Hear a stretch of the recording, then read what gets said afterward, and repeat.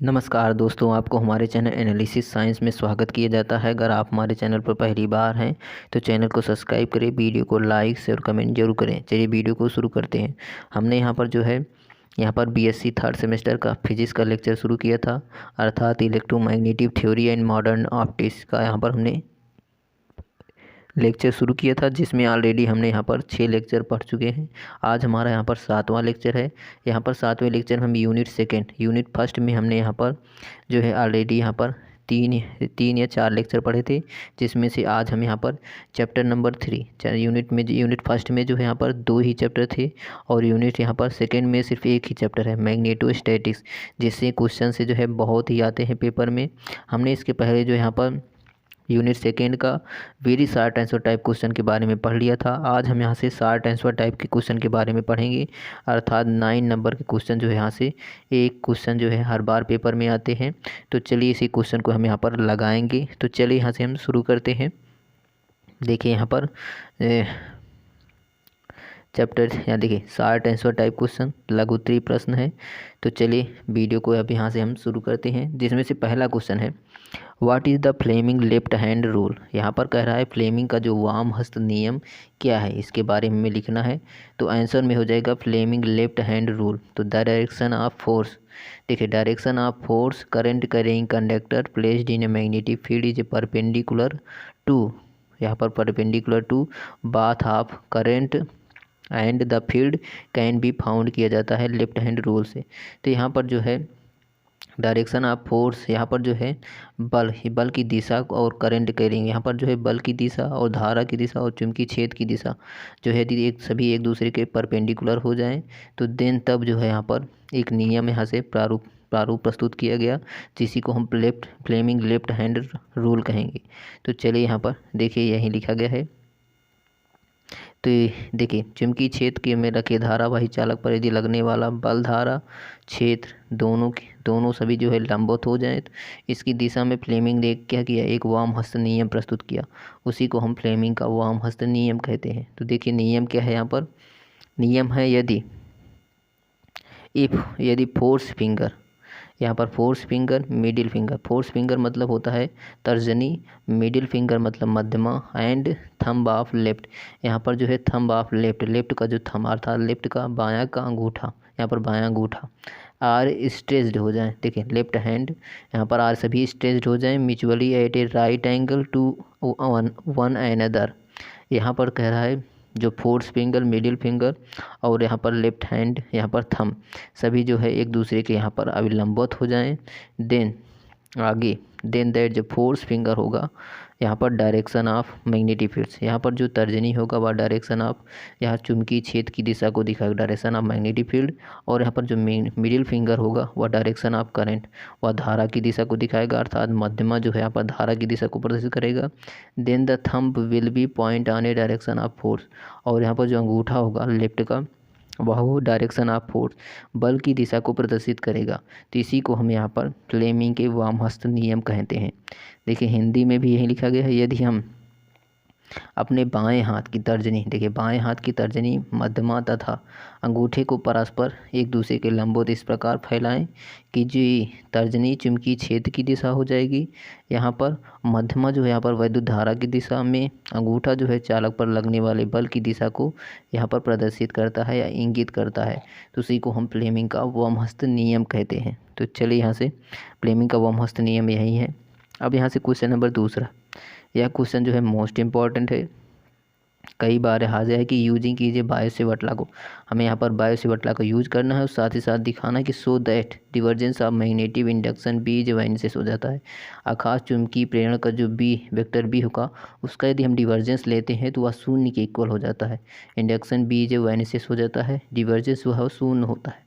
तो यही हमें प्रूफ करना है। तो चलिए according to Biot Savart law से यूज करेंगे।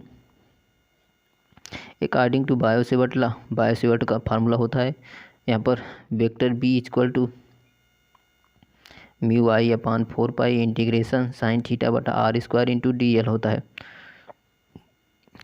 This is a integral form of Biot Savart law है।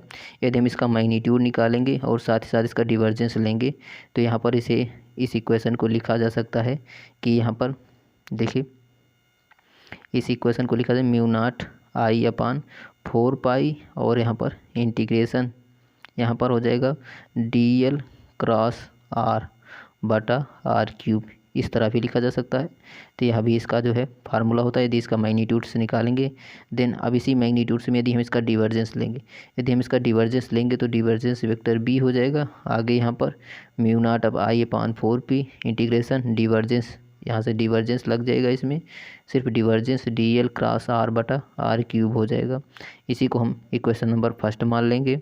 अब यहाँ से देखें वेक्टर आइडेंटिटी का यूज करेंगे। यहाँ पर वेक्टर आइडेंटिटी क्या होती है तो ध्यान रखिएगा, यदि डिवर्जेंस किसी का यदि डिवर्जेंस लेंगे वेक्टर ए क्रॉस सी हो, यदि डिवर्जेंस ऑफ वेक्टर ए क्रॉस सी हो देन तब उसी को डायरेक्ट लिखा जा सकता है vector C dot curl of A minus vector A dot curl of C. तो यहाँ पर देखिए यहाँ पर जो dl है इसे हम ए मान लेते हैं, क्रॉस यहाँ पर ए हो जाएगा, आगे क्रॉस हो जाएगा, इसको हम सी मान लेंगे। तो यहाँ पर हो जाएगा सी कर्ल ऑफ ए। तो सी देखिए यहाँ पर क्या है, ये वाला है आर बटा आर क्यूब, तो आर बटा R cube dot curl of dl curl of A, तो ए के स्थान पर यहाँ पर dl है तो कर्ल ऑफ dl हो जाएगा। सिमिलरली इसी तरह इस तरफ देखेंगे तो वेक्टर dl यहाँ पर A dot curl of C, तो vector dl dot curl of R बटा आर क्यूब हो जाएगा। अब यहाँ से देखिए हम जानते हैं इसी इक्वेशन में आगे देखिए कि नाउ कर्ल ऑफ dl, देखिए कर्ल ऑफ dl क्या है, ये कांस्टेंट वेक्टर होता है। तो कांस्टेंट वेक्टर के यदि हम कर्ल लेंगे तो उसका मान 0 हो जाता है। तो ये वाला जो है यदि ये 0 हो जाएगा तो यह भी 0 हो जाएगा, अर्थात ये इतना जो है पूरा 0 हो जाएगा, सिर्फ ये वाला बचेगा। अब यहाँ से देखिए, अब यहाँ से कर्ल ऑफ इस इतने का मान निकालेंगे तो कर्ल ऑफ वेक्टर आर बटा आर क्यूब इक्वल टू इसी कर्ल ऑफ 1 बटा आर लिख सकते हैं। क्यों लिख सकते हैं, देखें का ग्रेडियंट, यदि ग्रेडियंट 1 बटा आर का निकालते हैं तो ग्रेडियंट यदि 1 बटा आर का निकालते हैं तो यही मान आता है। तो इसके इसी के स्थान पर हम सिर्फ ग्रेडियंट ऑफ यहाँ पर माइनस ग्रेडियंट 1 बटा आर लिख सकते हैं। उसके बाद यहाँ पर ग्रेडियंट लगा है लिख सकते हैं। उसके बाद यदि हम यहाँ पर आगे जो है ब्रैकेट में आ जाएगा कर्ल, तो यहाँ पर देखिए कर्ल और ग्रेडियंट, यदि हम किसी से ग्रेडियंट का यदि कर्ल लेते हैं तो उसका मान 0 आ जाता है। तो ध्यान रखना curl gradient phi equal to 0 होता है। तो इसलिए यदि इसका हम कर्ल लेंगे, इसको जो है यहाँ पर हम सिर्फ इतने के स्थान पर हमने कर्ल 1 बटा आर लिख दिया और यहाँ कर्ल इंटू ग्रेडियंट हो जाएगा। तो कर्ल ग्रेडियंट फाई का मान क्या होता है, 0 होता है। तो यही फार्मूले से यह पूरा मान ही 0 हो जाएगा। तो यहाँ पर डिवर्जेंस ऑफ dl वेक्टर आर बटा आर क्यूब इक्वल टू 0 हो जाएगा। इसी को हम इक्वेशन नंबर फर्स्ट में रख देंगे। इसी इक्वेशन नंबर फर्स्ट में जब रख देंगे यहाँ पर इसी में, तो पूरा मान ही 0 आ जाएगा। तो हमें यही प्रूफ ही करना था कि divergence of vector B equal to 0, तो यह 0 के इक्वल हो गया। दिस मीन्स दैट जो मैग्नेटिक फील्ड इंडक्शन होगा is a solenoidal and implies that there is a no isolated magnetic field, अर्थात जो है यहाँ पर चुंबकीय क्षेत्र प्रेरण जो है परिनालकी सोलेनॉइडल परिनालकी है तथा यह जो है नो आइसोलेटेड मैग्नेटिक फोर्स होगा, इस पर जो है यहाँ पर विलगित चुंबकीय ध्रुव नहीं होता है। तो यहाँ पर यही लिखना है। तो हमें सिर्फ इतना ही प्रूफ करना था, आप यहाँ तक ही प्रूफ कर लीजिएगा तभी आपको जो है सही हो जाएगा, आपको पूरा नंबर यहाँ से मिल जाएगा। अब यहाँ से क्वेश्चन नंबर 3 है, देखिए यहाँ से हम क्वेश्चन नंबर तीसरा पढ़ते हैं। देखिए क्वेश्चन नंबर तीसरा है यहाँ पर कि what do you understand by magnetic dipole and magnetic dipole moment और find the magnetic dipole moment of current loop. यहाँ पर कह रहा है कि हमें मैग्नेटिक डाइपोल मोमेंट, देखिए मैग्नेटिक डाइपोल और मैग्नेटिक डाइपोल मोमेंट क्या है, अर्थात चुंबकीय द्विध्रुव और चुंबकीय द्विध्रुव आघूर्ण क्या है, और साथ ही साथ यहाँ पर हमें मैग्नेटिक डाइपोल मोमेंट निकालना है करंट लूप पर। तो यहाँ पर जो है धारा, यहाँ पर करंट लूप पर हमें मैग्नेटिक डाइपोल मोमेंट भी निकालना है, अर्थात एक धारा लूप पर हमें चुंबकीय द्विध्रुव आघूर्ण ज्ञात करना है। तो चलिए यहाँ से पढ़ते हैं। तो देखिए पहला यहाँ पर हमें पढ़ेंगे मैग्नेटिक डाइपोल क्या है। देखिए magnetic dipole a system having two opposite magnetic poles at a small distance from each other, this is called magnetic dipole moment. यहाँ पर चुंबकीय द्विध्रुव जो यहाँ पर होगा मैग्नेटिक, ए सिस्टम कोई दो अपोजिट मैग्नेटिक पोल्स होगा और यहाँ पर small distance of from each other, अर्थात जो है यहाँ पर उनके बीच की दूरी जो है यहाँ पर स्मॉल डिस्टेंस होगा, यहाँ पर छोटी दूरी होगी, अल्प दूरी होगी, तो उसी को हम मैग्नेटिक डाइपोल कहेंगे। देखिए हिंदी में यही लिखा है कि चुंबकीय द्विध्रुव वह निकाय है जिसमें दो विपरीत चुंबकीय द्विध्रुव यदि एक दूसरे से अल्प दूरी पर स्थित हो, देखिए एक दूसरे से अल्प दूरी पर स्थित हो तो उसी को हम चुंबकीय द्विध्रुव कहते हैं यहाँ पर। अब यहाँ से आगे देखिए,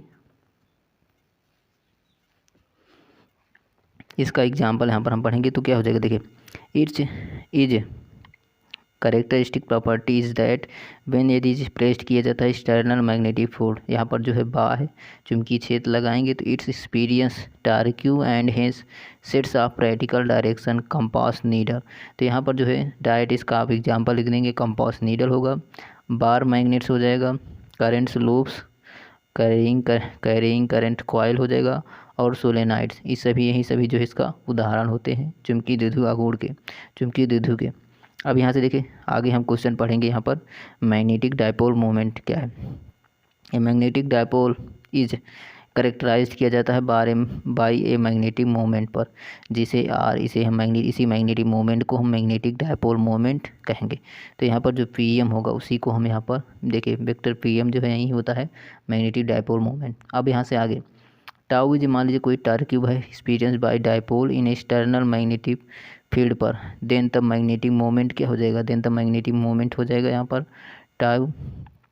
यहाँ पर देखिए चुंबकीय द्विध्रुव का अभिलाक्षण चुंबकीय द्विध्रुव आघूर्ण पीएम ही है। यहाँ पर देखिए चुंबकीय द्विध्रुव का जो अभिलाक्षण होता है वही चुंबकीय द्विध्रुव आघूर्ण पीएम है। यदि बाह्य चुंबकीय क्षेत्र बी में रखे चुंबकीय द्विध्रुव पर एक कार्यरत बल आघूर्ण हो जाए तब चुंबकीय द्विध्रुव क्या हो जाएगा, tau equal to vector P M cross B हो जाता है। और इसी हम वेक्टर पी एम को ही हम जो है चुंबकीय द्विध्रुव आघूर्ण ही कहते हैं। इसे क्वेश्चन नंबर फर्स्ट मानेंगे।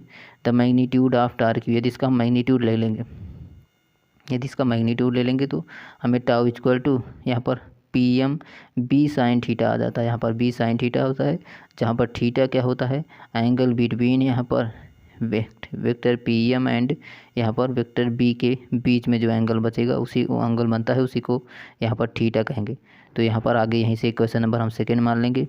अब यहाँ से देखिए वेयर, यहाँ पर जो थीटा इज एंगल बिटवीन होगा पी एम एंड बी के बीच में। अब यहाँ से हमें या भी हो गया डिफिनीसन इसकी, तो यहाँ पर फार्मूले हैं लिखेंगे और उसका डिफिनीसन दे के इसे पी एम जो है यहाँ पर मैग्नेटिक डायपोल मोमेंट है, इसी को हम यहाँ पर दिखा देंगे।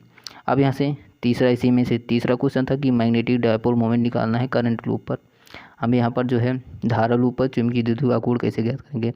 तो यहाँ पर लेटस कंसीडर करते हैं कोई कॉइल है जो एन टर्म्स है ऑफ वायर है। यहाँ पर कोई कॉइल पर एन टर्म्स ऑफ वायर हैं, each with cross sectional area यहाँ पर यदि ए है, करंट यहाँ पर कैरिंग होगा जहाँ पर धारा प्रवाहित होगी I, let it be suspended magnetic field B with normal its plane making an angle theta हो जाएगा विथ यदि direction of field and then तब टार क्यू क्या हो जाएगा। यहाँ कह रहा है कि माना कोई तार है उसमें जो है ये एन फेरो की एक एन फेरो की कुंडली में धारा प्रवाहित की जा रही है, जिसमें जो है प्रत्येक फेरे का जो क्षेत्रफल होगा यदि वह क्रॉस सेक्शनल एरिया ए होगा, यदि चुंबकीय क्षेत्र बी में इस प्रकार लटकी है कि तल के अभिलंब चुंबकीय क्षेत्र की दिशा में यदि कोई कोण थीटा बना रहा है तो तब कुंडली पर जो है कार्यरत बल आघूर्ण का परिमाप क्या हो जाएगा, tau equal to N I A B sine theta हो जाएगा। जहाँ यहाँ पर देखिए tau equal to N I A B sine theta हो जाएगा। एन आई ए को जो हम एक साथ कर लेंगे यहाँ पर एन आई ए इंटू यहाँ पर वेक्टर बी साइन थीटा हो जाएगा। अब यहाँ से देखिए एन आई ए को हम वेक्टर पी एम के इक्वल लिख देंगे। तो यहाँ P M equal to N I A क्यों लिखेंगे इसे, क्योंकि यहाँ पर हम एक कंपेयरिंग करेंगे विद इक्वेशन नंबर 2 से। तो यहाँ पर देखिए ये वाला इक्वेशन यहाँ भी हमने प्रूफ किया, टाउ इक्वल टू क्या था एन आई ए उसके बाद बी साइन थीटा। तो यहाँ पर देखिए इस इक्वेशन से हम इसको कंपेयर करेंगे तो यहाँ पर vector P M equal to N I A आ जाएगा। तो यही जो है एन आई ए ही क्या है मैग्नेटिक डायपोल मोमेंट है। तो यही जो है tau equal to N I ए यही कह रहा था कि धारा लूप पर हमें चुंबकीय बल आघूर्ण निकाल गया, चुंबकीय द्विध्रुव बल आघूर्ण निकालना है। तो यही जो है P M equal to N I A हो जाएगा। अब यहाँ से देखिए आगे हमने यही लिखा है, देखिए P M equal to N I हो जाएगा। अब यहाँ से इसका चुंबकीय द्विध्रुव आघूर्ण का यदि हम एसआई मात्रक निकालेंगे, यदि हम इसका एसआई मात्रा निकालेंगे तो देखें एन तो फेरों की संख्या है, आई धारा है, धारा का मात्रक एम्पियर होता है, यहाँ पर एम्पियर हो जाएगा। ए जो है यहाँ पर क्षेत्रफल है, क्षेत्रफल का मात्रक मीटर स्क्वायर, तो यहाँ पर एम्पियर इंटू मीटर स्क्वायर हो जाएगा, इसका एसआई मात्रक हो जाएगा। देखिए यहाँ से प्रूफ हो गया। अब यहाँ से हमें सिर्फ निकालना क्या है, अब यहाँ से क्वेश्चन में चौथा है, क्वेश्चन नंबर चौथा है यहाँ पर, state and prove ampere circular law in electromagnetics. यह मोस्ट इम्पॉर्टेंट क्वेश्चन है, या पेपर में कई बार आ चुका है, तो जो मोस्ट इम्पॉर्टेंट है। तो देखिए यहाँ पर हमें यहाँ पर प्रूफ करना है, state and prove ampere circular law in electromagnetics में विद्युत चुंबकत्व में एम्पियर का एक परपथीय नियम, यहाँ पर परपथीय नियम लिखना है, इसे सिद्ध कीजिए। कई बार क्वेश्चन जो है पूछा जाता है इसमें से, स्टेट एंड प्रूफ एम्पियर्स, देखिए एम्पियर इंटीग्रल फॉर्म ऑफ, यहाँ पर इसी एम्पियर सर्कुलर लॉ को हम एम्पियर जो है इंटीग्रल लॉ भी बोलते हैं। तो यहाँ पर जो है इंटीग्रल फॉर्म में जो होता है तो ये एम्पियर सर्कुलर लॉ ही होता है। तो यहाँ पे हमें क्वेश्चन को प्रूफ करेंगे। तो चलिए सबसे पहले क्वेश्चन को प्रूफ करते हैं, फिर आगे बताएंगे इसमें से कि डिफरेंशियल फॉर्म और इंटीग्रेशन फॉर्म इसमें से क्या होता है। तो देखिए सबसे पहले यहाँ पर हम सोल्यूशन में लिखेंगे एम्पियर सर्कुलर लॉ। एम्पियर जो है सर्कुलर लॉ जो होता है इलेक्ट्रोमैग्नेटिक होता है, analogous to Gauss law of electrostatics, analogous of Gauss law of electrostatics. Ampere का जो परपथीय नियम है, यह नियम जो है स्थिर विद्युतिकी में जो है गॉस नियम का ही अनुप्रयोग होता है। जो एम्पियर सर्कुलर लॉ होता है वह गॉस नियम का ही अनुप्रयोग है, यही है। अब यहाँ से देखिए, अब यहाँ से हम इसका स्टेटमेंट लिखेंगे एम्पियर सर्कुलर लॉ का। इट स्टेट्स दैट, मान लीजिए कोई लाइन इंटीग्रल होता है of a magnetic field induction B पर अराउंड, जिसके चारों तरफ कोई क्लोज्ड कर्व है, क्लोज्ड कर्व इज इक्वल हो जाता है mu naught times the net current I through the area bounded by curve. अर्थात यहाँ पर close integration vector B dot D L equal to mu naught I, यही जो है इसका फार्मूला होता है। इसी का स्टेटमेंट यहीं आगे लिखा गया है कि कोई लाइन इंटीग्रल है जिसका मैग्नेटिक फील्ड इंडक्शन बी है, क्लोज्ड कर्व जहाँ पर इज इक्वल हो जाता है किसके, म्यू नॉट टाइम, देखिए mu not time I and net current I through the area bounded of curve, यही इसका स्टेटमेंट है।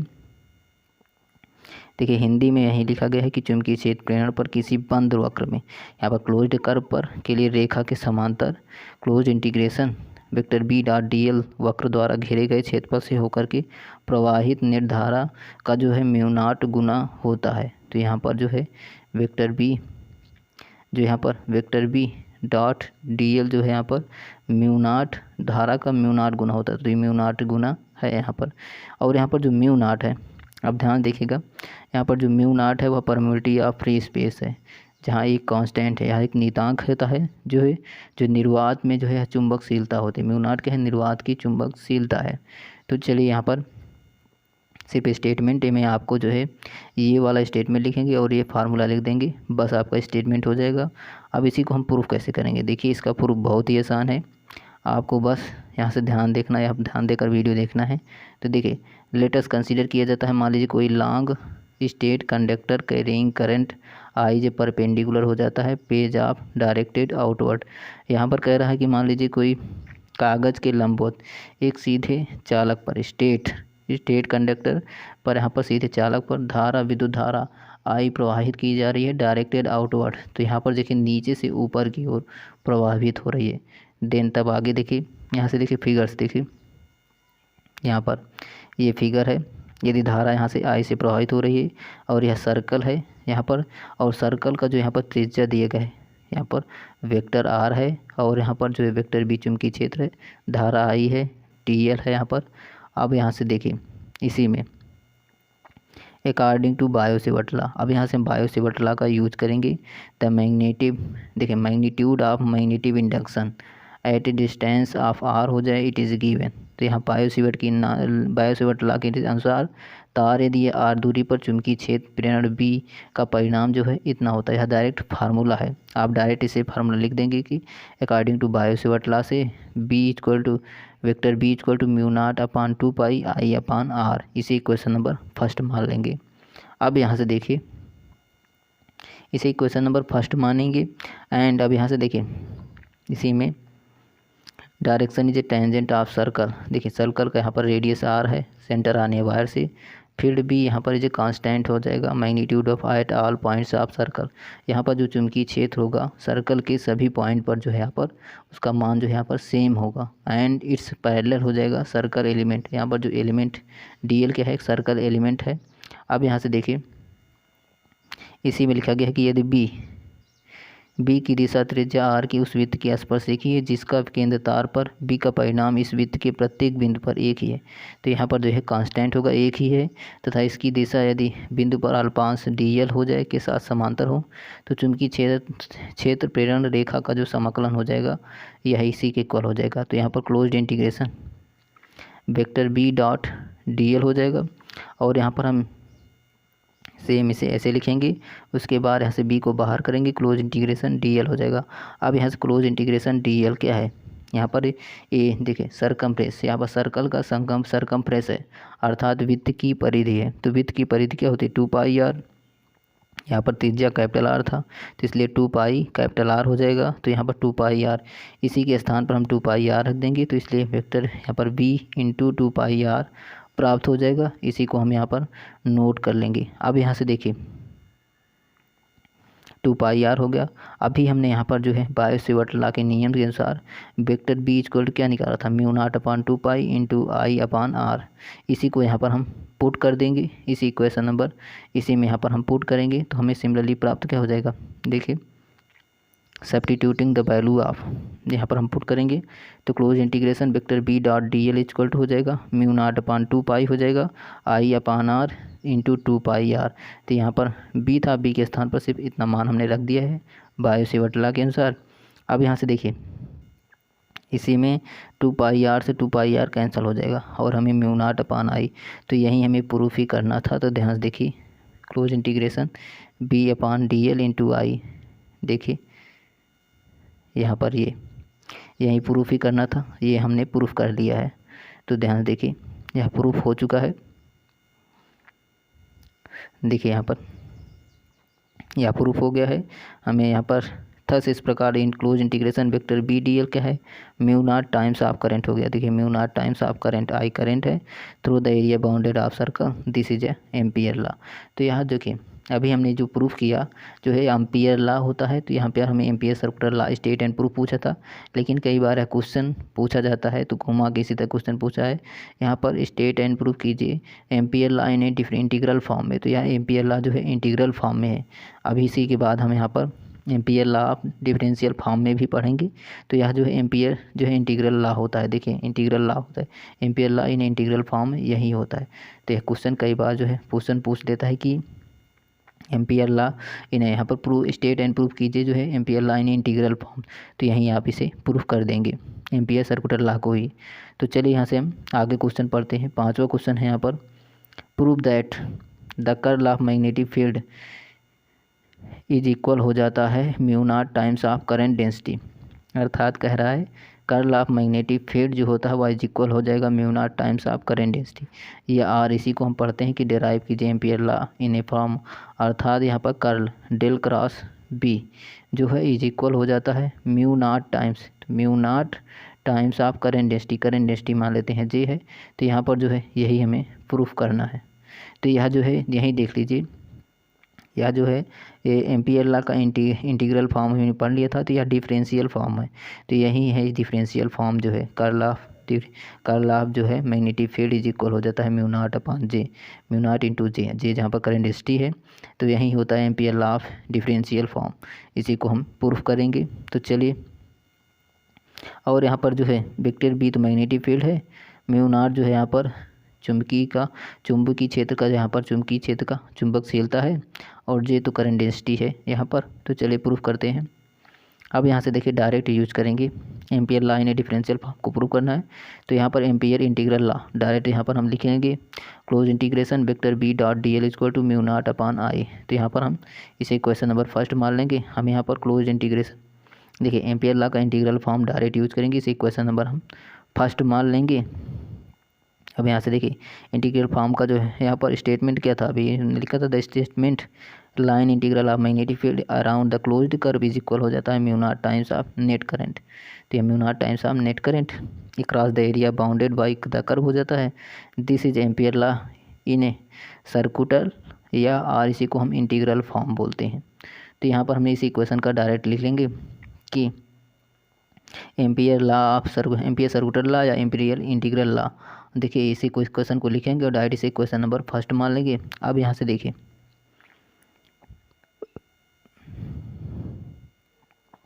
लेटेस्ट टेक किया जाता है, मान लीजिए कोई क्लोज्ड कर्व सी है, यहाँ पर सी इन ए रीजन हो जाएगा वेयर जहाँ पर करंट फ्लोइंग हो रहा है। तो यहाँ पर हम करंट फ्लो करा रहे हैं, इसी यहाँ पर जो क्लोज्ड कर्व सी पर करंट फ्लो होगा। आगे फ्रॉम फिगर से ये जनरल स्टेडी करंट, मान लीजिए कोई जनरल स्टेडी करंट है, वह डिस्ट्रीब्यूट हो रहा है। यहाँ पर distribution is described by current density जे पर, सभी पर यहाँ पर करंट डेंसिटी जे पर यहाँ पर करंट फ्लो हो रहा है, डिस्ट्रीब्यूट हो गया। Which varies from a place to place but this is a constant हो जाएगा टाइम, यहाँ पर जो है एक ही समय पर।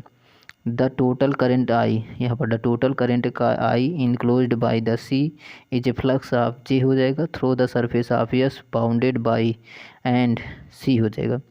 तो देन यहाँ पर जो है सरफेस इंटीग्रल क्लोज इंटीग्रेशन, यहाँ पर surface close integration surface S J dot D S over the surface S पर हो जाएगा।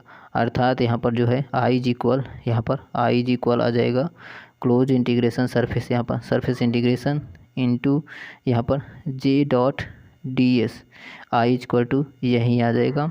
तो यहीं हमें लिखेंगे आगे फार्मूले में। देखिए हिंदी में यहीं पे लिखा गया है कि इस क्षेत्र में यदि धारा घनत्व जे है जो किसी क्षेत्र पर असमान रूप से वितरित हो रहा है परंतु समय जो है साथ नहीं बदलता, यहाँ पर जो है समय जो है नहीं बदलता, वक्र सी पर द्वारा परिबद्ध यदि कुल धारा आई का मान जो है सी द्वारा घेरे गए पृष्ठ के क्षेत्रफल के लिए धारा घनत्व जे फ्लक्स अर्थात पृष्ठ समाकलन की बराबर है। तो यहाँ पर हमने यही लिखा है vector I equal to close integration surface S J dot D S हो जाएगा। अब यहाँ से देखिए इसे क्वेश्चन नंबर हम सेकेंड मान लेंगे। अब यहाँ से देखिए इसी इक्वेशन नंबर सेकेंड आई का मान जो है इक्वेशन नंबर फर्स्ट में हम यहाँ से लिख देंगे। देखिए इक्वेशन नंबर फर्स्ट में यहाँ पर जो आई है इज इक्वल हो जाएगा म्यू नॉट आई का मान पुट कर देंगे तो integration surface S J dot D S हो जाएगा। इसे अब यहाँ से लिख देंगे ऐसे, इक्वेशन नंबर हम इसे थर्ड मान लेंगे। तो यही हमने आगे किया है, देखिए ध्यान से देखिए यही हमने लिख दिया गया substituting the value I in equation number first में। तो बी गेट हमें यहाँ पर close integration vector B dot D L is equal to mu naught integration surface S J dot D S हो गया। अब इसे इक्वेशन नंबर हम थर्ड मान लेंगे। अब यहाँ से इक्वेशन नंबर थर्ड, अब यहाँ से इस इक्वेशन नंबर हम थर्ड मान लेंगे बाय स्टोक्स थ्योरम। यहाँ पर हम स्टोक्स थ्योरम यूज करेंगे। तो स्टोक्स थ्योरम क्या होती है ध्यान देखिएगा, close integration vector B dot D L जो होता है इक्वल हो जाता है integration surface S curl vector B dot D S, यहाँ पर vector B dot D S हो जाएगा। अब यहाँ से देखिए इसी दोनों इक्वेशन में, तो यहाँ पर देखिए स्टोक्स थ्योरम इसके स्थान पर हम जो है इसको लिख देंगे। तो यहाँ पर देखिए इसी के स्थान पर हम इसको लिख देंगे। तो यहाँ पर सिमिलरली हमें प्राप्त क्या हो जाएगा इंटीग्रेशन सरफेस कर्ल यहाँ पर vector B dot D S equal जो है यहाँ पर ये हो जाएगा। तो यही हमने आगे लिखा है comparing the last two equation. तो यहाँ पर देखिए close integration surface S curl vector B dot D S equal to mu naught integration surface S J dot D S. अब यहाँ से देखिए इन दोनों को कंपेयर कर लेंगे तो हमें सिमिलरली प्राप्त क्या हो जाएगा curl vector B is equal to mu naught यहाँ पर जे हो जाएगा। क्यों, यहाँ पर देखिए ये इंटीग्रेशन सरफेस यहाँ और यह दोनों सेम है, बाकी जो बचा उसी को हम अलग लिख लेते हैं म्यू नॉट जे। तो यहाँ पर curl vector B equal to mu naught J हो जाएगा। और इसी को तो हम लिख सकते हैं कर्ल वेक्टर बी मतलब डेल क्रॉस वेक्टर बी हो जाएगा इक्वल टू म्यू नॉट जे। तो यही हमें प्रूफ ही करना था, तो यह हमें प्रूफ हो गया। This is A differential form of ampere law है, यही differential form of ampere law को प्रूफ करना था। तो यहाँ पर हमें प्रूफ हो गया है। चलिए यहाँ से हम क्वेश्चन नंबर 6वां पढ़ेंगे। क्वेश्चन नंबर 6वां है यहाँ पर what do understand by magnetic motive force, चुंबकीय वाहक बल से क्या तात्पर्य है। तो वी नो दैट, हम जानते हैं कि variable magnetic field is a line integral of electric field. E induced हो जाता है by loop in a closed path represented by electromotive force. यहाँ पर कह रहा है कि यदि हम जानते हैं कि चुंबकीय क्षेत्र में किसी लूप में प्रेरित विद्युत क्षेत्र का कोई बंद मार्ग से अनिर्दिष्ट रेखीय समाकलन जो है यहाँ पर विद्युत वाहक बल को व्यक्त करता है। तो अर्थात यहाँ से वेक्टर ई, देखें ई इक्वल टू हो जाता है close integration vector E dot, यहाँ पर ई जो है चुंबकीय क्षेत्र, यहाँ पर इलेक्ट्रिक फील्ड है, vector E dot D L हो जाएगा। अब सिमिलरली देखिए, variable electric field, magnetic field जो है एलॉन्ग क्लोज्ड पाथ होते हैं, तो इसी के स्थान पर हम एच लिख देंगे। आगे जो है यहाँ पर एच इक्वल टू फिर लिख देंगे वेक्टर यहाँ पर वी अपॉन यू हो जाएगा। This is line integral represent form, इसी को जो है हम मैग्नेटिक मोटिव फोर्स कहेंगे। अब यहाँ से देखिए इसी क्वेश्चन में, देखिए इसी क्वेश्चन में हम यदि ई के स्थान पर हम एच रख देंगे तो ई इक्वल टू हमें क्या हो जाएगा, E H vector dot D L हो जाएगा।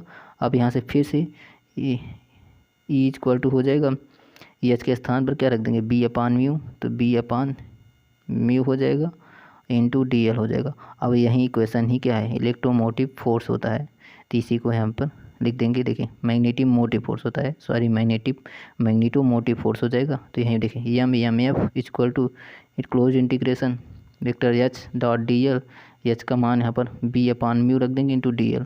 तो यही हमें प्रूफ ही करना था, ये हमारी स्टेटमेंट प्राप्त हो चुका है।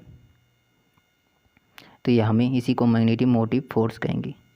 तो चलिए यहाँ से अब लेक्चर समाप्त होता है। इसके बाद हम लॉन्ग आंसर टाइप क्वेश्चन पढ़ेंगे, जिनमें से हम जो है बायो-सेवर्ट लॉ के अनुप्रयोग भी पढ़ेंगे और वेक्टर एंड स्केलर पोटेंशियल जो लॉन्ग में आते हैं, ये दोनों क्वेश्चन, तो इसी के बारे में डिस्कस करेंगे। तो चलिए, अगर आपको वीडियो अच्छी लगी हो तो वीडियो को लाइक शेयर कमेंट जरूर कीजिएगा।